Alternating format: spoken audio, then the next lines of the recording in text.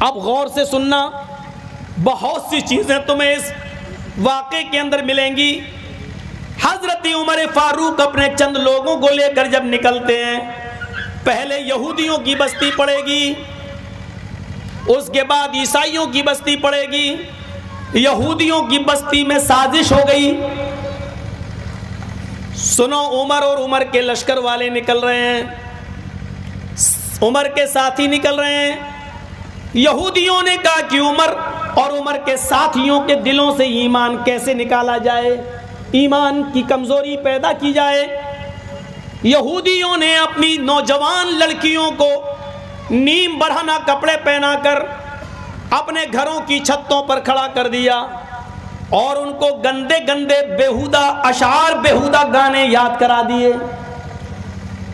اور یہ حکم دے دیا کہ میری بیٹیوں، عمر اور عمر کے ساتھی جب یہاں سے نکلیں گے تم اوپر چھتوں سے یہ اشعار پڑھنا، یہ محبت بھرے شعر پڑھنا، ان کو اپنے دامن میں آنے کی دعوت دینا۔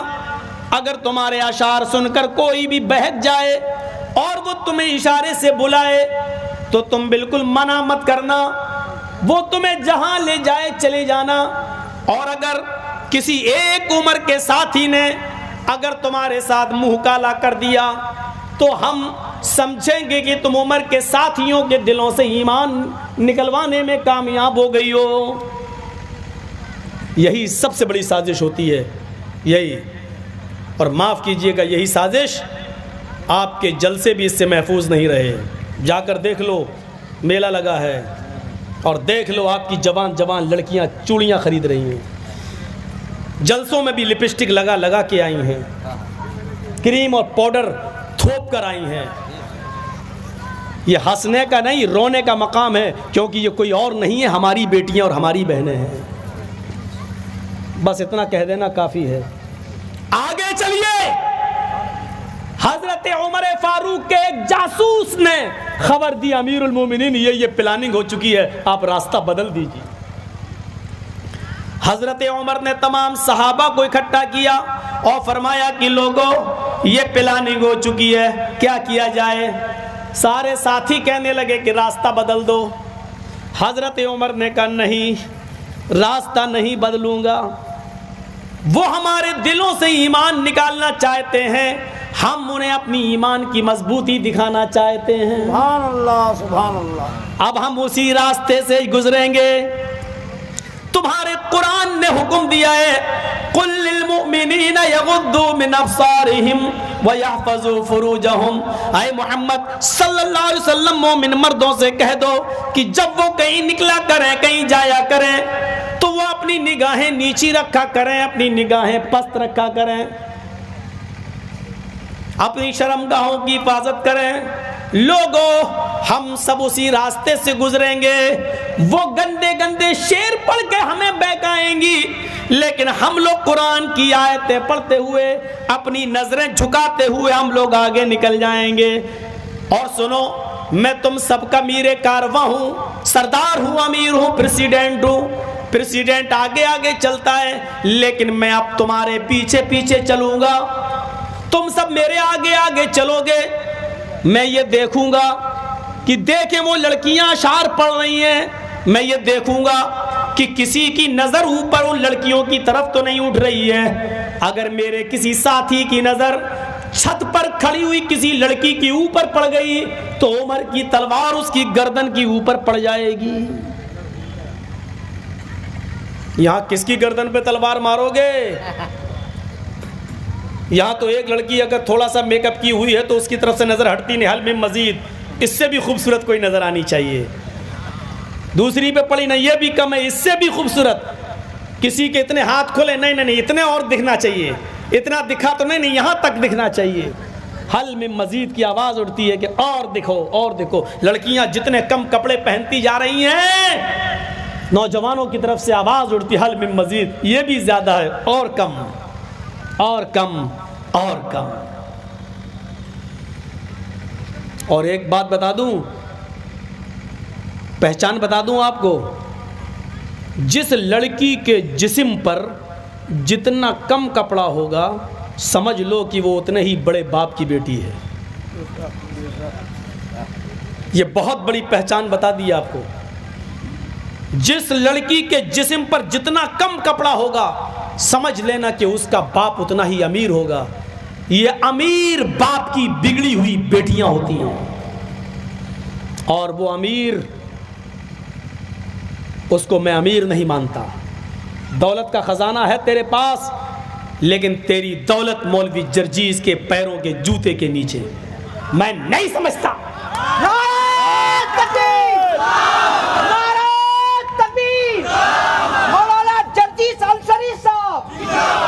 تو سب سے بڑا پھٹیچر باپ ہے, تو دنیا کا سب سے کنجوس باپ ہے جو اپنی بیٹی کو 5 میٹر کپڑا نہیں دے سکتا ہے. تجھ سے بڑا کنجوس کوئی ہے ہی نہیں اس دنیا میں. کاہے کا امیر؟ کس بات کا امیر؟ جو اپنی بیٹی کے جسم کو نہ چھپا سکے. بہت کچھ کہہ دیا میں نے. سمجھدار را اشارہ کافی است, سمجھداروں کے لیے اشارہ کافی ہے. حضرت عمر نے تلوار نکالی, گزرو, قافلہ چلنے لگا, یہودی کی بستی آ گئی. امیر المومنین یہودی کی بستی سے گزرنے لگے, ساتھی آگے آگے, عمر پیچھے پیچھے. وہ مکان بھی آ گئے جن پر لڑکیاں کھڑی ہیں یہودیوں کی. گانے گانا شروع, ترانے شروع, نرم و نازک آواز, لب و لہجے میں, سریلی آواز میں عشقی اشعار شروع. جیسی جیسے امیر المومنین کے ساتھی آگے بڑھتے گئے, ان کی بھی آواز شروع ہوتی گئی, نظریں نیچی جاتی گئیں. اور جب ان گھروں سے گزرے تو امیر المومنین نے کہا ابدؤ, تم قرآن کی آیت پڑھنا شروع کر دو, اور اتنی زور سے پڑھو کہ تمہاری آواز پر ان کی آواز مغلوب ہو جائے, تمہاری آواز غالب آ جائے. حضرت عمر فاروق کے ساتھی زور زور سے پڑھنے لگے, قل للمؤمنین یغضوا من ابصارہم ویحفظوا فروجہم. ان گھروں سے گزرتے جا رہے ہیں, کہتے جا رہے ہیں کہ او میری قوم کی بیٹیوں, او میری قوم کی بچیوں, تم مجھے اپنے پاس بلا رہی ہو, میں تمہارے پاس کیسے آ جاؤں؟ ہمارے قرآن نے ہمیں حکم دیا ہے, ہمارے رب نے ہمیں حکم دیا ہے کہ لوگوں, ہائے مردوں, ہائے مسلمانوں, جب بھی تم زمین پر چلو, سڑک پہ چلو, بازاروں میں چلو, گلیوں میں چلو, اپنی نگاہیں نیچی رکھو, اپنی شرمگاہوں کی حفاظت کرو. او میری بیٹیوں, میری بہنوں, میں تمہاری طرف نظر اٹھا کے نہیں دیکھ سکتا, اس لیے کہ ہماری اسلام کی اجازت نہیں, ہمارے نبی کی اجازت نہیں, ہمارے قرآن کی اجازت نہیں. جب وہ تھوڑی اور دور آگے بڑھے تو انہوں نے کہا میری بیٹیوں, میری بہنوں, میں تمہیں بھی پیغام دیتا ہوں, ہمارے قرآن نے, ہمارے اسلام نے تمہیں بھی نصیحت کی ہے. قل للمؤمنات یغضضن من ابصارہن ویحفظن فروجہن ولا یبدین زینتہن. او میری بیٹیوں, میری بہنوں, جب بھی تم بھی کہیں نکلو تو اپنی نگاہیں تم بھی نیچی رکھا کرو, اپنی شرمگاہوں کی حفاظت کرو, اور جو میک اپ, جو بناؤ سنگار تم نے کیا ہے, یہ غیر مردوں کے سامنے ظاہر نہ کیا کرو. ہمارے قرآن نے تمہیں بھی یہی حکم دیا ہے. یہ کہتے گئے اور آگے بڑھتے گئے ان بچیوں کی طرف, اور یہودیوں کی ان لڑکیوں کی طرف انہوں نے نظریں اٹھا کر نہیں دیکھا. جب یہ آگے بڑھے اور تھوڑی دور آگے گئے, ان لڑکیوں نے اپنی چادریں اٹھائیں, اپنے جسم کو چھپایا, نیچے اتر آئیں, اور ساری لڑکیاں بھاگتے ہوئے کہنے لگی امیر المومنین اور ان کے ساتھیوں, مجھے اکیلے چھوڑ کر کہاں جا رہے ہو؟ میرے ماں باپ نے میری عزت و آبرو کا سودا کر دیا تھا, میرے ماں باپ نے میرے جسموں سے کپڑے اتروا دیے تھے, آپ نے ہمارے جسموں کی حفاظت فرمائی ہے. جس اسلام سے تم جڑے ہو اس سے مجھے بھی جوڑ دو, جس قرآن سے تم جڑے ہو اس سے مجھے بھی جوڑ دو, کیونکہ تم ہی وہ ہو جو اپنی بہن بیٹیوں کی حفاظت کر سکتے ہو.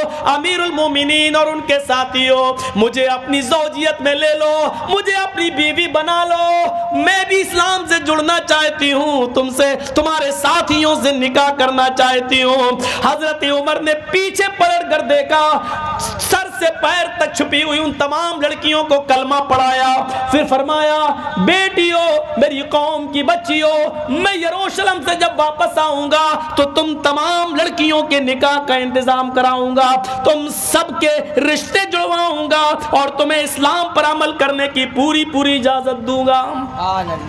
میرے بھائیوں, لڑکیوں نے کلمہ پڑھا, اشہدو ان لا الہ الا اللہ و اشہدو ان محمدن عبدہ و رسولہ.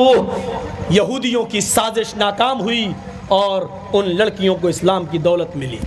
اب آگے چلیے, یہودیوں نے تو یہ سازش کی, یہودیوں کی بستی ختم, عیسائیوں کی بستی آتی ہے. یہاں ایک دوسرا منظر سامنے آتا ہے. جب عیسائیوں کی بستی میں امیر المومنین داخل ہوئے تو ظہر کی اذان کا وقت ہو گیا. صحابہ وضو بنانے لگے, مؤذن نے کھڑے ہو کر اذان دے دی, سب نے اپنی چادریں بچھائیں اور کھلے میدان میں نماز کی تیاری ہونے لگی.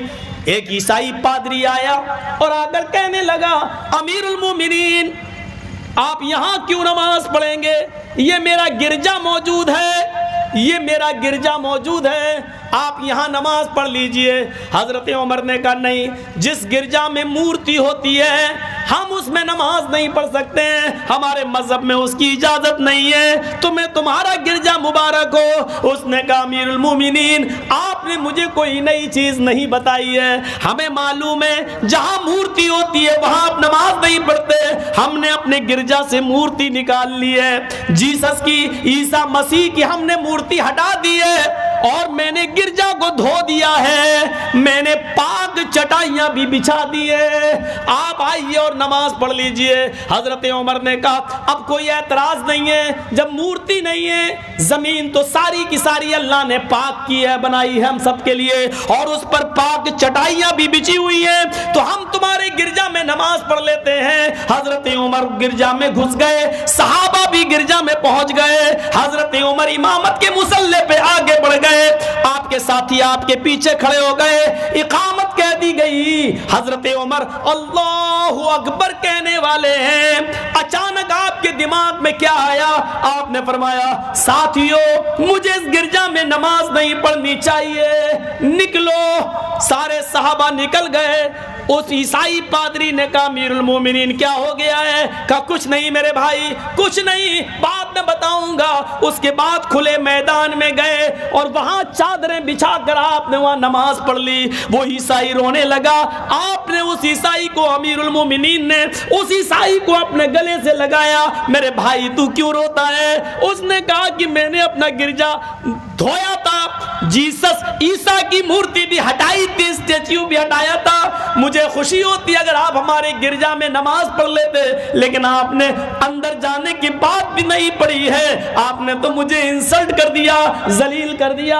حضرت عمر نے فرمایا نہیں, میں نے تمہیں ذلیل نہیں کیا بلکہ میں نے تمہارے گرجا کی حفاظت کی ہے, میں نے تمہارے گرجا کی حفاظت کی ہے, کیونکہ میں امیر المومنین ہوں. مجھے یہ ڈر لگا اگر آج میں نے کہیں تمہارے گرجا میں نماز پڑھ دی تو میرے انتقال کے بعد میں آنے والے مسلمان کہیں تمہارے گرجا پر مندر مسجد ہونے کا دعویٰ نہ کر دیں, کہیں یہ نہ کہیں کہ اس میں عمر نے نماز پڑھی تھی, یہ پہلے مسجد تھی, تمہارے گرجا کو کہیں گرا نہ دے.